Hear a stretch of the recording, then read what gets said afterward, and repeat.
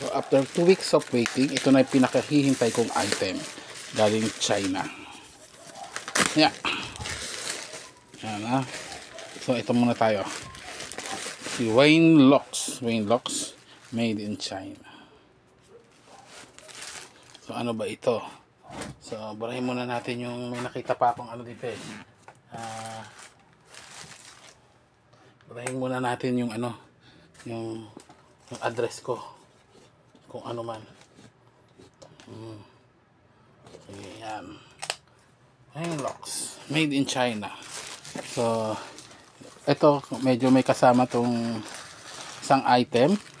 So ibang ano ba naman ito? Ibang gamit pang ibang gamit. So ito ay K6 US plug. So para saan ba siya? Ang Wayne Locks, basta yan na yun. Ito ay isang uri na laser engraver. So ito yung K6 na model. So isa to sa mas murang model. Merong K4 mas mura, sunod K6, tapos may K8 and K10 yata. So ang kasya lang sa bayad natin ito. So K6.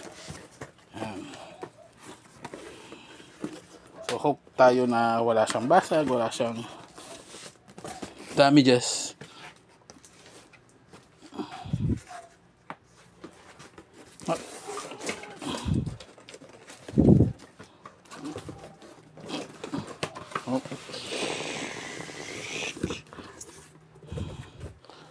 Balik na natin. Tada! Yan, open natin. Yan. From out of the box, K6 user manual. Yan, maganda. Makapal. Iba't ibang lingwahe. So, pag ganito yung nabili nyo na item, yung iba't ibang lingwahe, ibig sabihin medyo quality product yan. Kasi ibig sabihin na i-export niya sa iba't ibang bansa eh. Diba? Pero pag Chinese lang, ayun ang problema. Ibig sabihin, doon na sa bansa nila intended yung product na yun.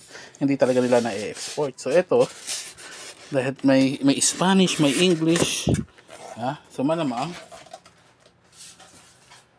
cream of the crop ang dating na product na to. So, ito na siya. Oops, teka. Actually, ang gaan niya. Oops. Yan. Maliit na laser. Laser Squadron. Masko. Yan lang siya. Oops. Yan, tingnan natin. Ayun yung laser sa loob. Ito yung on and off. Adapter para sa computer. Pero may app din para sa cellphone din. Saksakan ng power supply.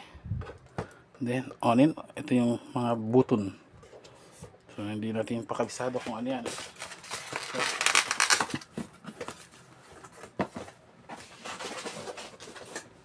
So, from the box din, galing pong power supply. Power adapter. Then, wala na pong laban sa box. Yun lang. Yan lang ang makikita natin. So, siguro bukas, o mamaya, kung anong oras ko magtrabaho, yan. So, ayan yung plug niya. So, papakita na lang natin mamaya. So, bukas gagawin natin siya. Magte-training muna tayo. Magbabasa muna tayo ng manual. So, sa ngayon, unboxing lang muna tayo. Pamaya-maya, kung may dudukot ka video, hindi mapapanood yun ha. Pero, it's either kinabukasan ko pa siya nagawa.